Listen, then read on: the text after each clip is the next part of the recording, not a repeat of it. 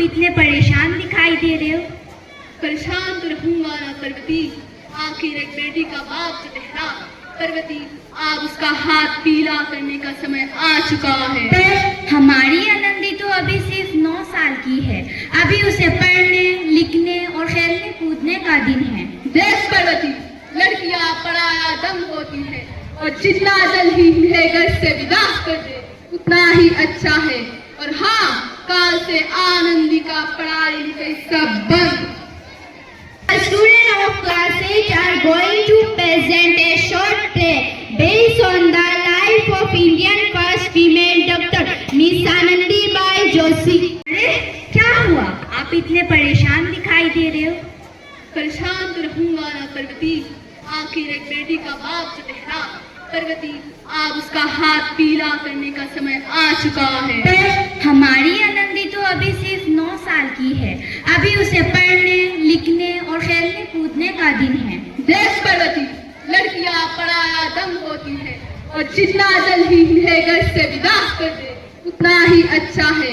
और हाँ, काल से आनंदी का पढ़ाई लिखाई सब बंद। पर बापू, इसमें मेरी क्या गलती है, मुझे पढ़ाई क्यों नहीं कर देते। ये तेरी गलती है कि तू एक लड़की है, लड़का होता तो क्या बापू, लड़का होती तो क्या। ए लड़की, ज्यादा जबान ना चला, नहीं तो तेरा जबान अलग से खींच कर बाहर निकाल दूंगी।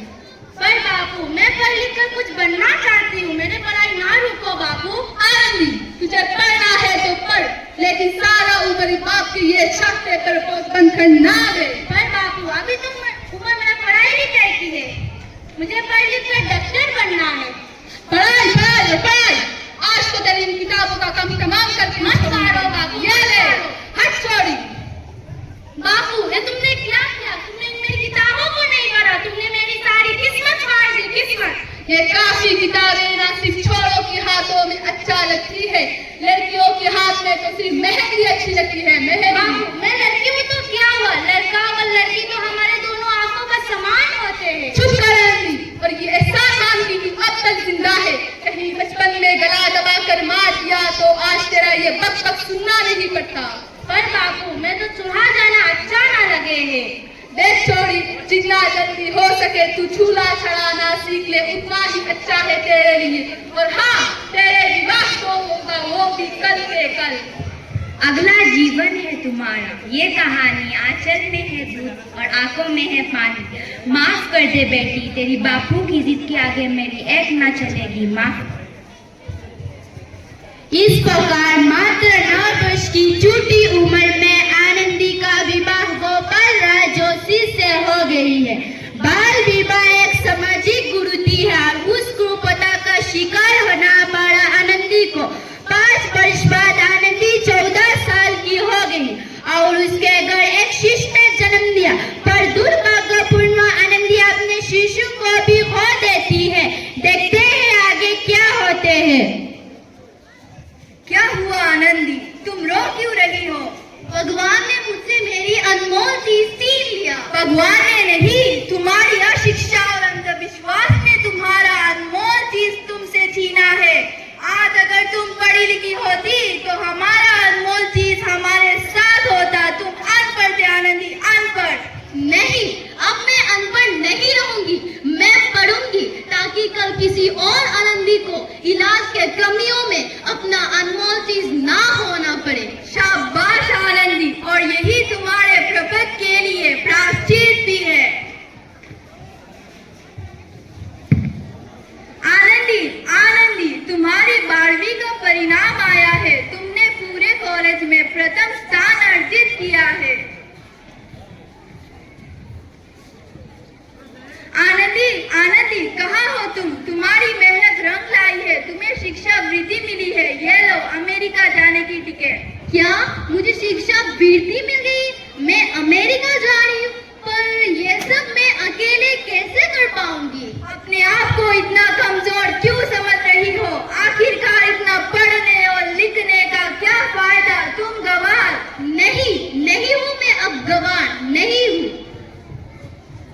तो इस प्रकार 7 अप्रैल 1883 को आनंदी अमेरिका के पेंसिल्वेनिया के लिए रवाना हो गए और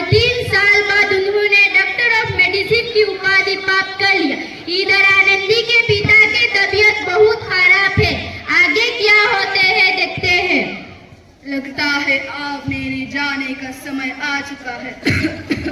अब मैं नहीं बाँचूंगा। ऐसा मत बोलो। शहर के सिटी हॉस्पिटल में अमेरिका से डिग्री लेकर कोई बड़ा डॉक्टर आ रहा है। चलो एक बार वहाँ जाके देख लेते हैं। सही बोले भैया, कम से कम दिल को तसल्ली मिल जाएगी। हाँ हाँ, चलो जल्दी हॉस्पिटल में चलो।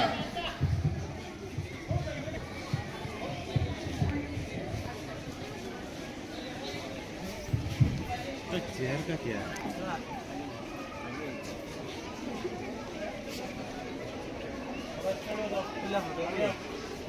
आगे लाओ ना चेयर। इस मरीज की हालत तो बहुत खराब है। कोई चमत्कार ही इसे बचा सकता है।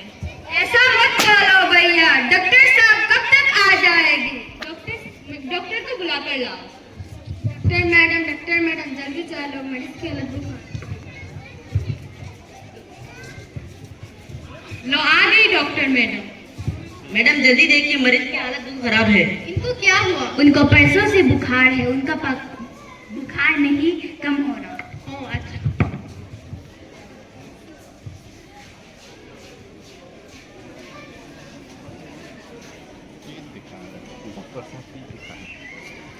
डॉक्टर साहब आप अब बिल्कुल ठीक है। नर्स मेरे साथ आओ। ये जाओ, ये मैं मैडम ये कुछ मेडिसिन है, आप इसको लेके आओ। डॉक्टर साहब ने मुझे बचा लिया। मुझे मिलना है डॉक्टर साहब से। डॉक्टर साहब ने डॉक्टर मैडम बोलिए, उन्होंने आपका जीवन दान किया है। लो आ गई डॉक्टर मैडम, कर लो क्या बात करना। डॉक्टर मैडम आपका बहुत बहुत धन्यवाद। आपने मुझे जीवन दान दिया। इसके बदले में गरीब वाला आदमी आपको क्या ही दे सकता।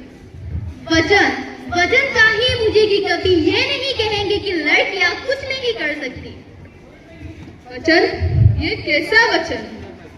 अरे शामराज, तुम्हें पहचाना नहीं? ये तुम्हारी बेटी आनंदी। आनंदी? मेरी आनंदी डॉक्टर? हाँ बापू, वही आनंदी जिसके लिए बचपन में आपने चूल्हा और दुल्हा के अलावा और कुछ नहीं सोचा था। माफ कर दे मेरी बेटी, मुझे माफ कर दे। नहीं बापू, वही आनंदी जिसका हाथ पीला करके आप उसकी सारी जिंदगी बर्बाद करना चाहते थे। माफ कर दे बेटी, मैं गुनाहगार हूँ बेटी। नहीं बापू, मैंने तो आपका एहसान चुकाया है। याद है ना आपका एहसान, जो तू बचपन में मेरा साथ करता था। ताने सुना कर जीती जी मार दिया था मुझको। अब बोलो, और किस किस को मारोगे आप? उपकार मांगता हूँ तुझ जैसी बेटी का, जिसने सारी उम्र मुझको कुछ नहीं मांगा। माफ कर दे मेरी बेटी, मुझे माफ कर दे। माफ करना तो बर्बादी का दरवाजा है, वरना सच तो ये है कि मैं तेरी माफी का लायक ही नहीं। नहीं बापू, आपने ही तो बोला था किताबें सिर्फ बेटों के हाथ में अच्छा लगता है, और बेटियों के हाथ में तो सिर्फ मेहंदियां। बेटों और बेटियों का फर्क करना दो आंखों का समान है, एक का पढ़ना और दूसरे का ना पढ़ना। सामाजिक अंधकार है बापू, सामाजिक अंधकार। आपने बापू को क्या माफ नहीं करोगे आनंदी? माफ कर दो आनंदी, माफ कर दो। सुबह का बुला यदि शाम को वो लौटा आया तो उसे बुला नहीं कहते। बापू तो इस प्रकार आनंदीबाई जोशी ने अपने मेहनत और अटूट इरादे से न केवल भारत के प्रथम डॉक्टर महिला बनी, बल्कि आगे चल के उन लड़कियों के लिए सुनहरा रास्ता दिखा गई जो जीवन में कुछ करना चाहते हैं। धन्यवाद।